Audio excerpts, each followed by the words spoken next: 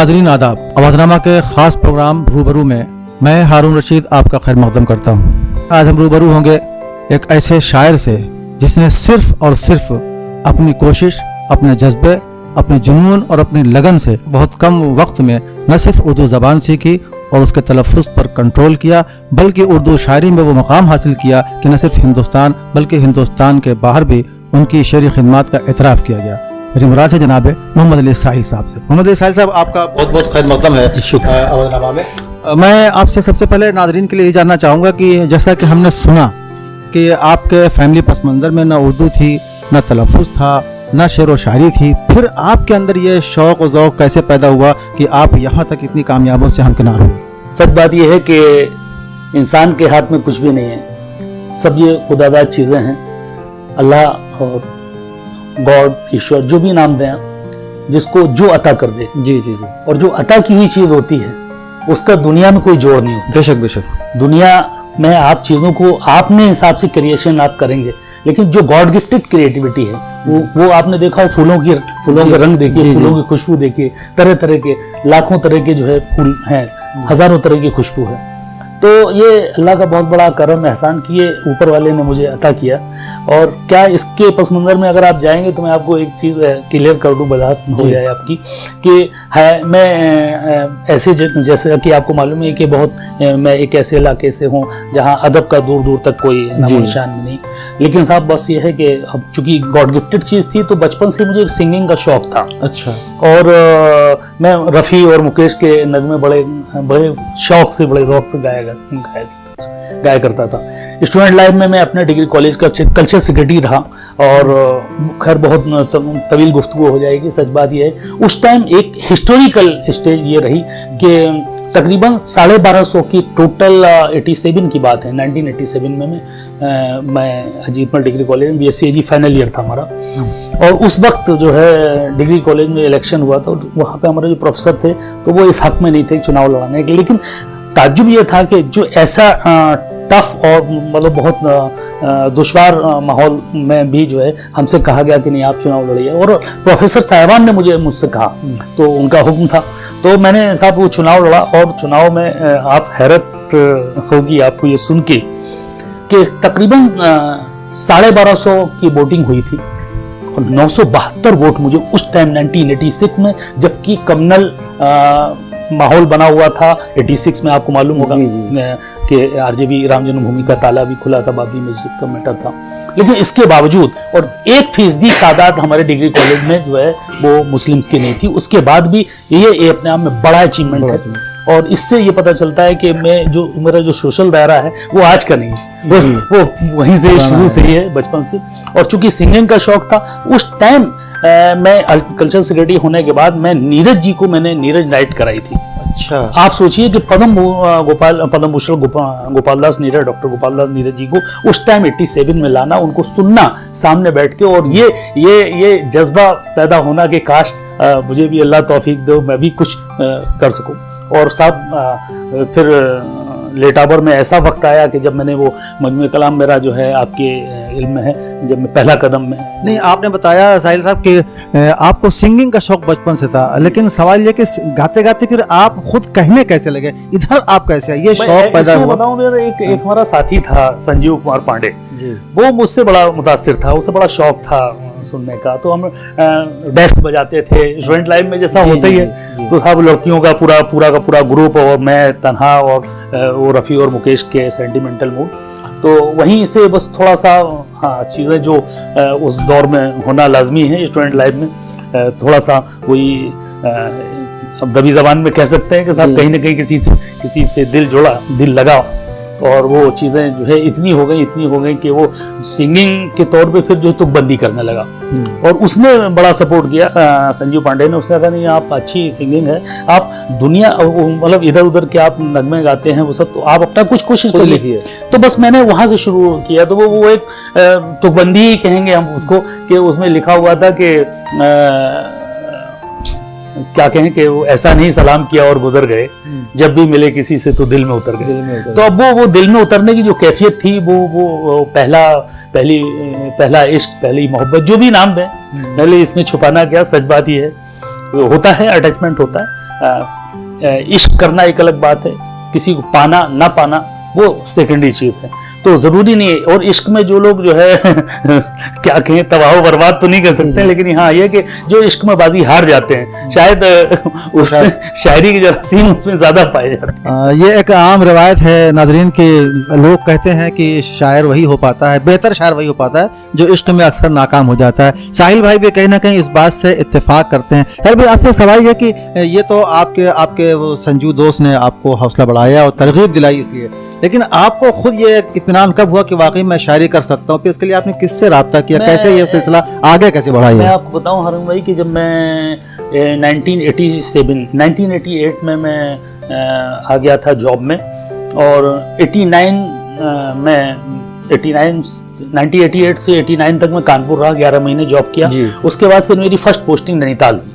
तो पुलिस की नौकरी में पहली पोस्टिंग हमारी नैनीताल, जुलाई 90 से जुलाई 93 तक नैनीताल रहा, और नैनीताल से फिर जुलाई 93 से मैं इधर आ गया लखनऊ।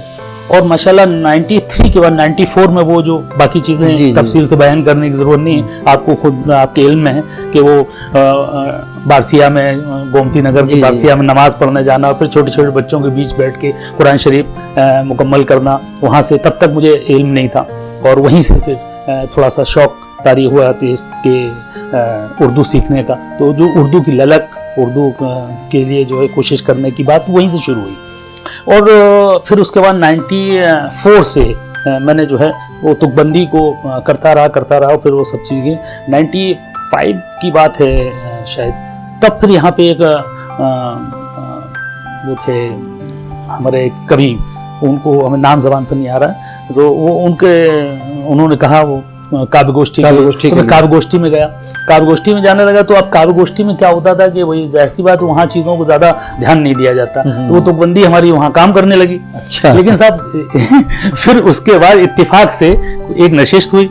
नशिस्त में जब मैं गया तब वो शम्स फरकाबादी साहब थे शायद, तो उनके यहाँ उन्होंने प्रोग्राम बहुत बड़ा, तो मैं उनके यहाँ जब पहुँचा तब मुझे लगा कि यार मैं तो कहीं स्टैंड ही नहीं कर रहा, बोलो कहीं ना वो हम क्या बोलते हैं सही ढंग से, न रदीफ है, न काफिया है, न वज़न की बात, अब तो बहर वहर की कोई तो वो सब चीजें जब जहन में आई तो हमने कहा यार ये तो बड़ा मसला है, बड़ा मुश्किल है काम। लेकिन साहब फिर कहा जाता है कि कोशिश करने से सब कुछ मुमकिन है। तो मैंने फिर मशक करना शुरू किया। तो फिर उसके बाद मैंने धीरे धीरे करके मैं जाता रहा, और नशिस्तों में भी धीरे धीरे जगह बनाता गया, और काफ़ी हद तक फिर अपना जो है रदीफ और काफ़िए की पाबंदी भी होने लगी, बहर का भी एहसास होने लगा। अरूज पे तो खैर अभी भी बहुत इस तरह की पकड़ नहीं कह सकते हैं, बिल्कुल नहीं, हम बिल्कुल बेबाकी से इसको तस्लीम करते हैं। लेकिन हाँ, अब कम से कम इतना ज़रूर है कि शेर में तगज़्ज़ुल, शायरी में तगज़्ज़ुल है या नहीं, शायरी जो की जा रही है वो उसमें फिक्र मौजूद है या नहीं, शेर वज़न में है या नहीं, बहर में है नहीं, और जो चीजें जो उसके नॉर्म्स हैं शायरी के वो फुलफिल कर रहा है कोई शायर या नहीं कर रहा है, इन सब चीजों पे अल्लाह के शुक्र है कि अब इत्मीनान है। तो ये जो आप का सफर वहां से लेके ये उरूज और अरूजी औजान और बहर और वजन और बेवजन होना, फिक्र का होना, फिक्र ना होना, इतनी जो महारतें आपने हासिल कर ली जो आम तौर से आज के शायरों में नहीं है, तो इसमें आपकी मदद किसी ने की या सिर्फ ये आपकी जाती मुताला और जाती कोशिश है? नहीं साहब, कोशिश तो दुनिया करती है, ये इससे बड़ी बेबाकी सी बात कहना चाहूँगा। वो कहते हैं कि बगर के जो है गुरु गोबिंद दो खड़े काके लागे पाओ, बलिहारी गुरु आपनी और गोविंद दियो बताए। तो ये बिल्कुल सच है, एक बिल्कुल इसमें कहीं कोई बनावटीपन नहीं, बगैर गुरु के बगैर उस्ताद के कुछ भी मुमकिन नहीं है। इस बात का एहसास मुझे बाद में हुआ। तो मैं माफ कीजिएगा थोड़ा सा तवील हो रही गुफ्तगू, लेकिन वो कोट करना इसलिए जरूरी है, आज वो हस्ती इस दुनिया में नहीं है, और मैं समझता हूँ कि मेरा उनका नाम लेना बहुत ज़रूरी है। मैं शुरू में ये गालिबन में 97 से लेकर 2009 तक आईजी लखनऊ जोन का सीए रहा, तो मेरे पास वक्त ही नहीं था, वहाँ तो काम इतना था, डे नाइट रात दिन का काम था। लेकिन 2010 के बाद फिर मेरा जो है मेरा ट्रांसफ़र हुआ स्पेशल इंक्वायरी में जवाहर भवन में, और वहाँ से मुझे वक्त मिला, काम कम था, वक्त मिला तो जाहिर सी बात है फिर मैं गया, लगा कि नहीं अब थोड़ा सा कोशिश की जाए। तो फिर मैं बीच बीच में जो था, तो फिर मैं थोड़ा सा जाने लगा नशिस्तों में। नशिस्तों में जाने लगा। फिर मुझे लगा कि यार नहीं, अब जरूरत है का साथ हो, बगैर उसके अब गुजारा नहीं। तो उसके बाद क्या हुआ साहब कि सबसे पहले मैं गया मुनव्वर राना साहब, क्योंकि बड़ा नाम था। मुनव्वर राना साहब से मिला, उनको दिखाया, तो उन्होंने बस ऐसे थोड़ा बहुत देखा और उन्होंने बड़ी बेबाकी से कह दिया कि भाई मैं बड़ा मसरूफ रहता हूँ, मैं वक्त नहीं दे पाऊंगा, आप किसी और उस्ताद को तलाश करें। सरवत जमाल वगैरह मिले, कई लोग मिले, लेकिन एक इत्तेफाक से कि इसी बीच में किसी ने मुझे कहा, अनवर जलालपुरी साहब का गायबाना तारुफ हुआ एक आध जगह। उस टाइम वो मदरसा बोर्ड के चेयरमैन थे। उन्होंने अपने घर पर एक नशिस्त रखी थी, उसने मुझे याद किया। तो मेरे ख्याल से उन्होंने दोनों चीजें थी, एक पुलिस अफसर के तौर पे भी और एक छोटे से कि शायरी करने वाला इंसान ने, चलो आ जाएंगे, तो एक नशिस्त थी घर पे। तो मैं साहब वहाँ गया, तो वो रॉयल होटल ओसीआर में, ओसीआर बोलते हैं क्या, रॉयल होटल, तो वहाँ पर जो है उन्होंने घर पे रखी थी। वो तो नशिस्त में साहब, वहाँ पर मेरी मुलाकात जो है वही नशिस्त में बासी फारूकी साहब भी उस्ताद मोहतरम जो आज की तारीख में हमारे, तो वहाँ पर तशरीफ फरमाते, नशिस्त हुई। तो ऐसी बात चल निकली, तो मैंने कहा, उनसे भी ने इसरार किया हमने, अनवर जलालपुर साहब से मरहूम, कि सर मुझे कुछ थोड़ा सा टिप्स दें इसके बारे में। तो कहने लगे, भाई साहिल साहब मैं तो बहुत मसरूफ़ रहता हूँ और आपके लिए मैं कोशिश करता हूँ, बासिफ भी बहुत अच्छे शायर हैं और अब ये रिटायर भी होने वाले हैं, तो इनसे कुछ हासिल करो, इनसे कुछ सीखो, ये तो बहुत बड़े उस्ताद शायर हैं। तो अच्छा, मेरे इल्म में नहीं था, मैं तो अनवर जलालपुरी साहब का चेहरा हमारे जहन में था, वो मानता था कि वो बड़े शायर हैं, तो वासिफ भाई की तरफ नहीं। लेकिन उसी वक्त में उन्होंने कोई शेर मैंने पढ़ा और उन्होंने उस मिसरे को दुरुस्त कर दिया बर वक्त। तो आप ये समझिए फिर क्या हुआ, बस वहीं से स्ट्राइक कर गया। वहीं से मैंने जो है उस अनवर जलालपुरी साहब का मैंने शुक्रिया अदा किया। हमने कहा सर अब मेरा काम हो गया, क्या हुआ, हमने वासिफ भाई अगर ये, तो मैंने उनसे इसरार किया वासिफ भाई से, कहने लगे नहीं ऐसे नहीं हो पाएगा, बोले हम ये मुश्किल काम है भाई, हमें लगता नहीं है आप ना वक्त दे पाएंगे, आप पुलिस अफसर। हमने सर आपके लिए मैं सिर्फ एक शागिर्द की हैसियत से आपके साथ रहना चाहूँगा, और जब आप जो भी हुक्म करेंगे डे नाइट मुझे परवाह नहीं है, और सर मुझे आगे बढ़ना है, मेरा हाथ पकड़ लें और मुझे उंगली पकड़ के चलना है, आपकी उंगली हाथ पकड़ के चलना है। तो नाज़रीन, देखा आपने कि जब लखनऊ साहिल साहब का ट्रांसफ़र हुआ और गोमती नगर के मदरसा वारिसे में नमाज पढ़ने जाने लगे, वहाँ के बच्चों को देखा तो उनके मज़ीद शौक़ पैदा हुआ और उन्होंने उन बच्चों को देखकर खुद वहीं फिर वहाँ के असातिज़ा से किसी तरह से खुद उर्दू सीखी बाकायदा, और फिर यहाँ के काव्य गोष्ठियों में नशिस्तों में शिरकत की, और एक नशिस्त में उनकी मुलाकात वासिफ फारूकी से हुई और उन्होंने उनको अपना उस्ताद आज हमारे कैमरे पर भी तस्लीम किया। हालांकि आज जब लोग अपने कोई मकाम बना लेते हैं तो उस्ताद को अक्सर और बेशतर भूल जाते हैं या बड़े दबे लफ्ज़ों में नाम लेते हैं। ये बड़ी बात है साहिल भाई कि आपने वासिफ फारूकी साहब की खिदमत के तरफ किया, आपने उनको उस्ताद तस्लीम किया। और आपके इस दौरान फिर मैं जल्दी बात को समेटता हूँ, हमारे पास वक्त कम है, कि जब आप बाकायदा शायर हो गए, बहुत मुबारक हो आपको। फिर आपका एक किताब पहली आई, पहला कदम आई, फिर उसके बाद एक किताब आपकी शेर मजमुआ किरदार के नाम से आई। तो हम उसके बाद, हालांकि आपकी गज़ल की सीडी भी आई है, लेकिन हम थोड़ा सा गज़ल की सीडी पर बाद में पहुँचेंगे। पहला कदम और किरदार की शायरी में आपके नज़दीक क्या फ़र्क है? देखिए, पहला कदम तो जाहिर सी बात है कि वो नाम ही इस तरह का था कि पहला कदम है, तो शायरी में कदम रखना ही पहला कदम हुआ। और पहला कदम माशाल्लाह बहुत पॉपुलर हुई, और वो उसमें आप थे भी, मुझे जहाँ तक याद है, और माशाल्लाह एक बड़ा अच्छी, मतलब उसके लॉन्च भी बहुत अच्छे ढंग से हुआ और लोगों ने बड़ा पसंद किया। पसंद करने की वजह ये भी थी कि शायद मैंने उसको हिंदी रस्मुल खत में जो है जारी किया था, तो शाया होना था उर्दू में, लेकिन उसको हिंदी में इसलिए किया ताकि रूट लेवल तक उसकी रसाई हो जाए, आम इंसान तक पहुंच जाए, क्योंकि ज़्यादातर लोग। लेकिन बाद में फिर मुझे खुद एहसास हुआ कि बतौर शायर अगर हम उर्दू में नहीं आएंगे तो फिर लोग हमें कैसे जानेंगे। तो फिर अल्टीमेटली कुछ गज़लें हमारी बाद में और हुई, और जाहिर सी बात है कि उसमें फिर उस्ताद मोहतरम बासिफ फारूकी साहब और एक और उस्ताद की हैसियत रखते हैं राम प्रकाश बेखुद साहब, उनसे भी इसलाह लिया। तो इसलाह लेना एक अलग चीज़ है, लेकिन जहाँ तक उस्ताद की बात है कि बासिफ भाई ने जितनी मेहनत और मशक्कत मेरे ऊपर की, ये मशवरा और इस्लाह का फर्क दोनों। हाँ, तो ये रहा। यूँ तो जो है मेहताब हैदर साहब और तमाम से लोग रहे हैं साथ के, किसका नाम लूं, तमाम से लोग हैं आप सबकी दुआ से।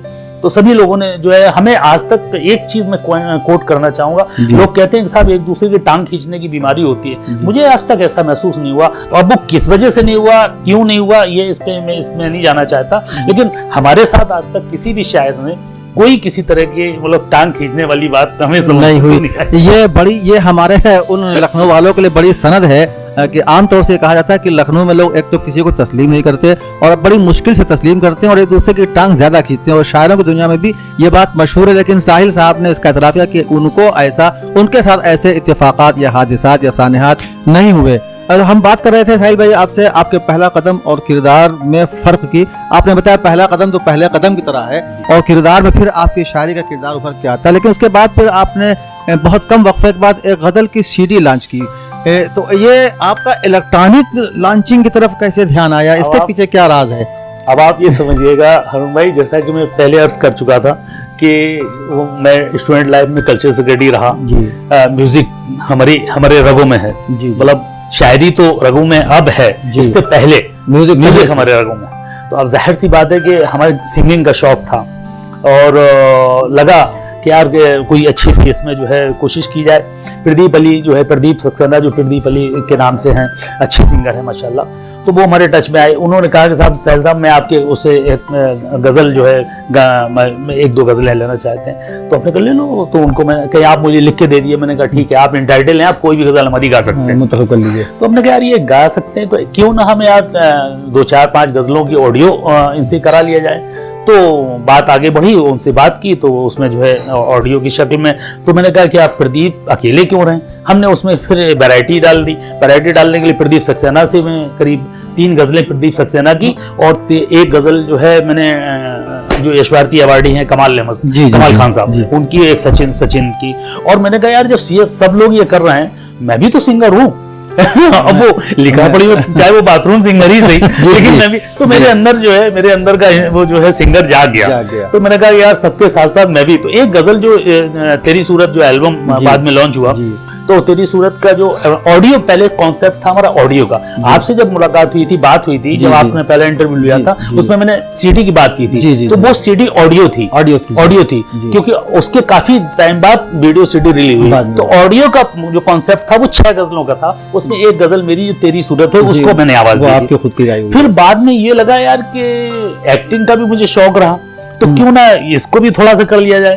और एक दो लोग हमारे उसमें टच में भी आए, नागेंद्र मिश्रा जो है टीम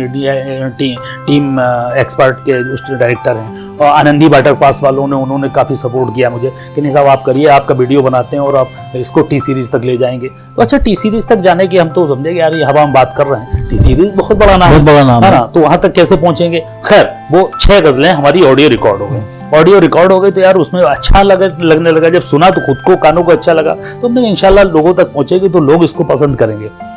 तो मैंने कहा विजुलाइज भी कर दिया जाए, क्या फर्क पड़ता। तो हमने कि बड़ा हैवी मामला था, तो कुछ लोगों ने ताउन किया, जिसमें हमारे जुनैद सिद्दीकी साहब जो हैं एमजे के ग्रुप ऑफ कंपनीज के वो हैं, एक शारिक शकील हैं और आनंदी बॉर्डर पास से हमारे और जो दोस्त अहबाब थे, उन्होंने सपोर्ट किया फाइनेंशियली। तो बड़ा काम था, चूंकि शूट करना था, तो नॉर्थ इंडिया से लेके लखनऊ के बाद गोवा में वाइंड अप किया। तो माशाल्लाह कई जगह की लोकेशन है, शायद आपने देखी होगी उसको। लेकिन साहब जो है जब शूट करके लाए तो फिर ये हुआ कि साहब अब क्या किया जाए। शूट हो गया, कंप्लीट हो गया, किसी तरह शूट कंप्लीट होने के बाद तेरी सूरत में, जिसमें एक गजल को आवाज मैंने भी दी, फिर ये हुआ कि नहीं साहब इसको टी सीरीज तक। तो टी सीरीज के मालिकान से मिलना बड़ा मुश्किल काम था, क्योंकि एक पुलिस अफसर होने के नाते कहीं ना कहीं एक इन्फ्लुएंस था। तो हम उनके मैनेजर जो सीनियर डायरेक्टर हैं मिस्टर बेद चनाना, वहां तक मैं पहुंचा और मैंने उनको अपना बताया। तो मेरा तारुफ वहां बतौर पुलिस अफसर नहीं था, बतौर शायर और बतौर परफॉर्मर था कि ये मेरा है। उन्होंने मेरी सभी 6 गजलों को देखा और सुना, और उसके बाद उन्होंने बगैर ऊपरी वहीं चैम्बर में कॉफी पिए, वही उन्होंने फाइनल कर दिया कि ठीक है हम आपको इसमें कुछ नहीं देंगे, लेकिन हम आपको प्लेटफॉर्म अपना देंगे। तो उन्होंने 1000 DVD अपनी बना के, अपनी टी सीरीज ने बना के दी, और यूट्यूब चैनल पे उन्होंने तेरी सूरत को लॉन्च किया, जिसमें लाखों लोग आपकी दुआ से विजिट की और बहुत पसंद किया। ये कामयाबी आपको बहुत बहुत मुबारक। आपने देखा नाजरीन कि वक्त के साथ चलना बहुत ज़रूरी है अगर कामयाबी आपको चाहिए। हमारे साहिल भाई का ये कहना है कहीं ना कहीं उनको पुलिस के अहम ओहदों पर फायद होने का फ़ायदा ज़रूर मिला है, लेकिन सलाहियत बहुत ज़रूरी है। साहिल भाई के अंदर सलाहियत है, उन्होंने जिस तरह से अपनी सलाहियतों को अपनी मेहनत से और लगन से, जज्बे से, जुनून से उसको जिला बख्शी, वो काबिल कद्र है। और ये तमाम उन नाज़रीन के लिए सबक है कि जो लोग शायरी के मैदान में आना चाहते हैं या रहना चाहते हैं या आगे बढ़ना चाहते हैं। एक आखिरी सवाल के तौर पर साहिल भाई ये बताइए कि आपने अब शुरू में ये बात कही थी कि कहीं ना कहीं जब इश्क में कोई नाकाम होता है तो वो आमतौर से शायर हो जाता है, जज्बात ज्यादा उसके अंदर होते हैं। तो आपने शायरी क्या रोमान से शुरू की? अगर रोमान से शुरू की तो अब भी क्या आपकी शायरी में रोमान गालिब है या समाजी हिस्सियत ज्यादा गालिब ये है? देखिए, ये सब मैंने कहा ना कि टाइम बहुत बड़ा फैक्टर होता जी। है। आप भी इस बात को एग्री करेंगे। जी। एक वक्त होता है वो जो रोमांस भी होता है और रोमांस के बाद फिर रूमानियत छाई रहती है कुछ टाइम तक। उसके बाद धीरे धीरे इंसान जैसी एज ग्रुप उसका आगे बढ़ता है वैसे ही वो रोमानियत से रूहानियत की तरफ जाने लगता है। क्या कहने तो दो? आज की जो शायरी है मैं समझता हूँ मुझे कुछ कहने की जरूरत नहीं। आप बेहतर जानते हैं कि जो मैंने अभी जो गजल पेश की थी तो उसका मतलब ही अपने आप में वो इस बात की दलील है कि क्या, जैसे कि अभी एक गजल है उसमें जो है 2-3 शेर अगर आप पेश कर दूं कि राहे हक में तुझे हस्ती को मिटाना होगा। जी जी जी, राहे हक में हस्ती को मिटाना होगा। राहे हक में तुझे हस्ती को मिटाना होगा, देखना फिर तेरी ठोकर में जमाना होगा। राहे हक में तुझे हस्ती को मिटाना होगा, देखना फिर तेरी ठोकर में जमाना होगा। और बेवफा होके भी तू इतनी मुकद्दस क्यों है? बेवफा होके भी तू इतनी मुकद्दस क्यों है? जिंदगी आज तुझे राज बताना होगा। क्या कहने भाई, सुभान अल्लाह। होके भी तू इतनी मुकद्दस क्यों है?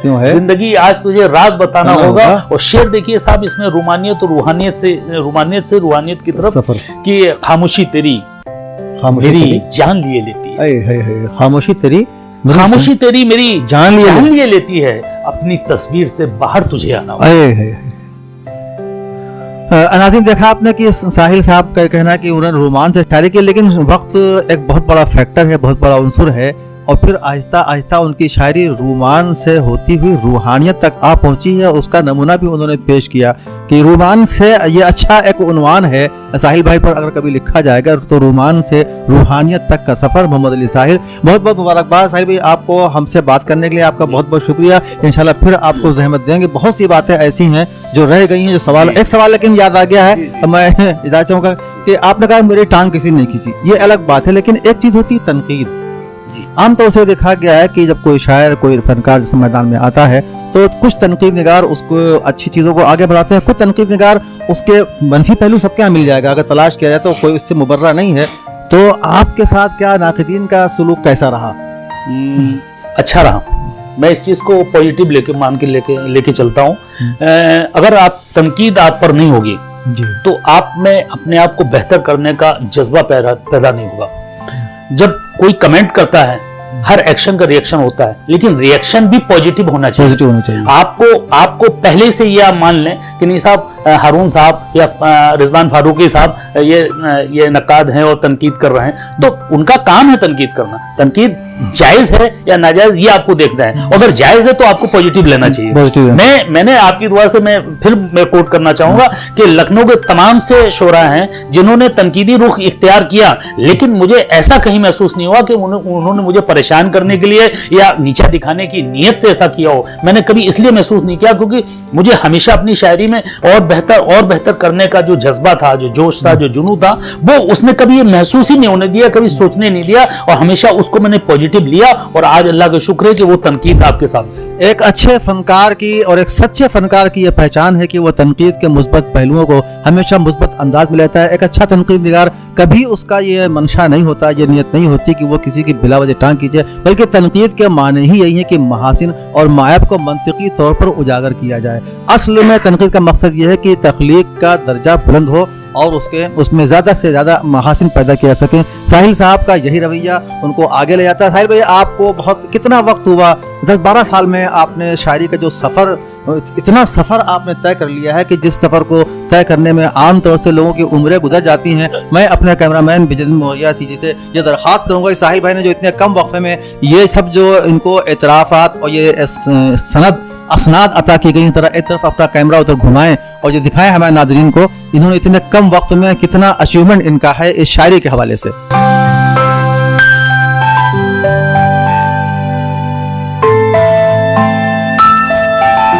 बहुत बहुत शुक्रिया साहिल भाई। इंशाल्लाह फिर आपकी खिदमत में हाजिर होंगे। आबादनामा के लिए कोई पैगाम देना चाहेंगे आप? मैं देखिए एक चीज और क्लियर कर दूं कि आज के इस दौर में अवधनामा जिस तरह से उर्दू के फ़रोग के लिए गामज़न है, मैं समझता हूँ कि ज़रूरत है अवधनामा जैसे लोग और भी इदारे तैयार हों या तंजीम इस तरह की आए, इस तरह की इंस्टीट्यूशन आए जो उर्दू अदब के फ़रोग के लिए काम करें। मैं काबिल मुबारकबाद हैं अवधनामा और तमाम इंतज़ामिया को, बिलखुसूस जी बस बघार साहब को, क्योंकि उनकी मोहब्बतें हमेशा रही हैं और मैं समझता हूं कि जिस तरह से वो खामोशी से अपना काम कर रहे हैं इसके लिए मुबारकबाद हैं और मेरी ढेर सारी दुआएं अवधनामा इसी तरह से दिन दूनी रात चौगनी तरक्की करे और बघार साहब हेल्दी रहें, खुश रहें, अल्लाह उनको सलामत रखे और वो अपने मकसद में कामयाब हों, इसके लिए ढेर सारी दुआएं। बहुत बहुत शुक्रिया, आपका भी बहुत बहुत शुक्रिया हारून साहब, बहुत बहुत शुक्रिया जी।